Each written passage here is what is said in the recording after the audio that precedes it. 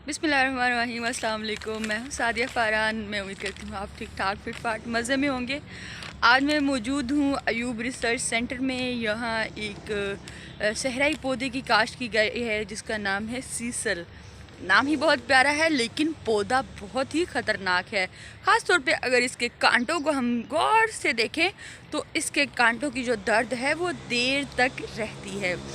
सहरा में ये पौधा जो है वो काश्त किया जा सकता है।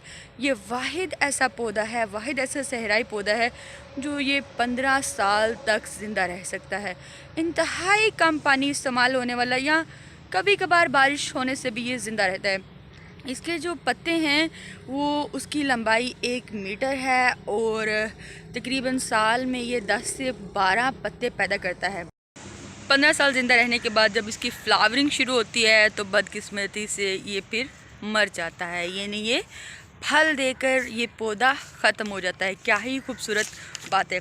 इसके अगर मैं और फ़ायदे बताऊं तो लोहे को भी जी ये मात दे देता है, यानी कि अगर जो बहरी जहाज़ों की लंगर अंदाजी के लिए जो रस्से इस्तेमाल किए जाते हैं उनको बांधने के लिए, तो बड़े समंदरों में क्योंकि नमक होता है तो नमक से जो है वो लोहा ख़राब हो जाता है, उस तरह से देर पा नहीं रहता।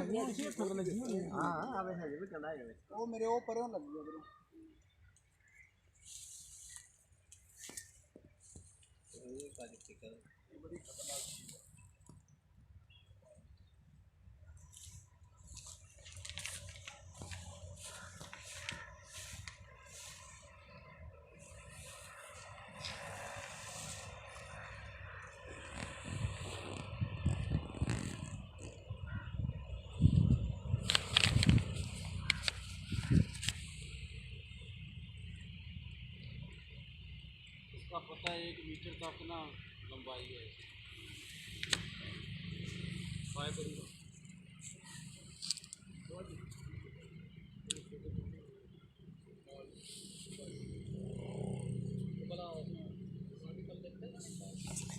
तो जनाब ये सब देखने वाला जो पौधा है ये सॉल्ट रेजिस्टेंट है, यानी कि नमक के लिए ये बड़ा उसका मुकाबला करता है, बड़ी मज़ाहमत करता है और इसकी मजबूती इस कदर है कि ये तो बड़े बड़े बहरी जहाज़ों को जो है ये नाक में निकेल डाल देता है, यानी कि उनको मजबूती देता है।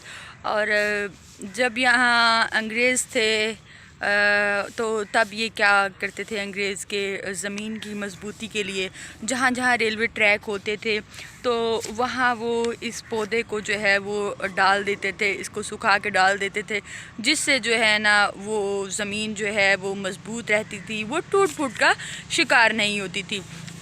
अभी इस पे ये भी तजुर्बा किया जा रहा है कि किस तरह से इसको सरिये में यूज़ किया जाए, कंक्रीट में डाला जाए, टेक्सटाइल इंडस्ट्री में इसका इस्तेमाल किया जा रहा है, धागे में, कॉटन इंडस्ट्री में।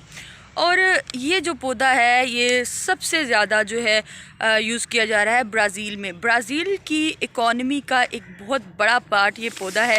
दूसरे नंबर पे तंजानिया, जैसे पाकिस्तान की जो सबसे ऑप्टिमम जो क्रॉप है तिजारत के लिए वो कपास जानी जाती है, तो ब्राज़ील की जो वो है क्रॉप है, जो फसल है, वो ये सीसल का पौधा है। फिर तंजानिया है, दूसरे नंबर पे तंजानिया की जो मैशियत है वो इसी पौधे पे खड़ी है। फिर कीनिया है, उसके बाद जो अमेरिका, फ्रांस और ब्रिटेन जो है, चीन है, वो इस पौधे की सबसे ज़्यादा जो है वो दरामद करते हैं। तो लोहे को मात देने वाला ये पौधा जंगली है या सहराई है, लेकिन इसके फ़ायदे बहुत हैं। अगर हम और ये देखें कि इसके और फ़वाइद क्या हैं, तो ये है कि सिर्फ इससे धागा नहीं इस्तेमाल होता, ये इससे सिर्फ फ़ाइबर यूज़ नहीं होता, इससे इसके धागे के अलावा जो इसके बाकी जो चीज़ें होती हैं वो उनको हम बायो फ्यूल के लिए भी यूज़ कर सकते हैं। लाइक उसको जो है वो आग जलाने के लिए, एनर्जी के लिए, तवानाई के लिए, जैसे बायोगैस इस्तेमाल होती है गोबर से, वैसे ही इसके बाकी मानदा चीज़ों को भी इस्तेमाल कर लिया जाता है। और मैं इसका क्या बताऊं कि ये जो पौधा है एक बाड़ के लिए भी इस्तेमाल किया जा सकता है। यानी अगर किसी चीज़ की बाड़ बनानी है, हिफाजत के लिए, जानवरों की हिफाजत के लिए बाड़ बनानी है, या वैसे हिफाजत के लिए बाड़ बनानी है, तो उसके लिए भी ये इस्तेमाल होता है। तो इसकी जो बहुत कम इस पे पैसा लगता है।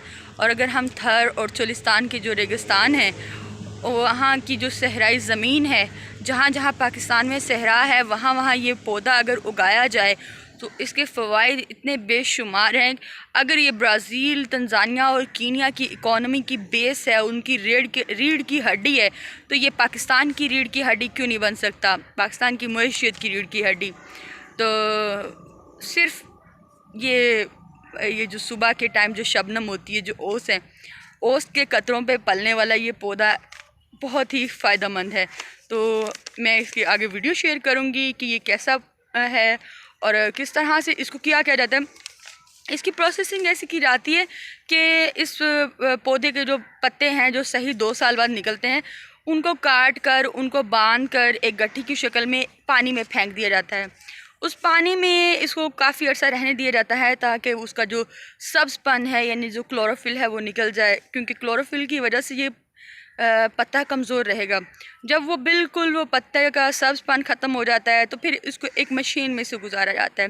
उस मशीन में से गुजारने के बाद इसका जो धागा है उसको जो है वो इस्तेमाल में लाया जाता है, वो धागा निकाला जाता है। धागा निकालने के बाद फिर इस पे अमल किया जाता है, यानी उसको धागों को रंग दे लें, उनको फिर रस्सों की शक्ल में ले आएँ, उनको आप टेक्सटाइल में यूज़ कर लें, इसको कागज़ में यूज़ कर लें और उनको करेंसी में भी इस्तेमाल कर सकते हैं। मैं उम्मीद करती हूँ आपको मेरी ये वीडियो पसंद आएगी और सीसल के तो फ़ायदे आपने बेशुमार जान लिए। तो मैं भी कोशिश करूँगी मैं इसको घर में ज़रा थोड़ा सा उगाऊँ। चलो घर में अपने ही धागे बना लेंगे। ठीक है, इंशाल्लाह।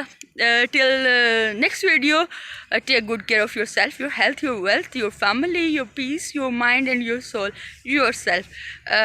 वीडियो पसंद आए तो लाइक करें, शेयर करें और इंशाल्लाह फिर मिलते हैं। अल्लाह हाफ़िज़।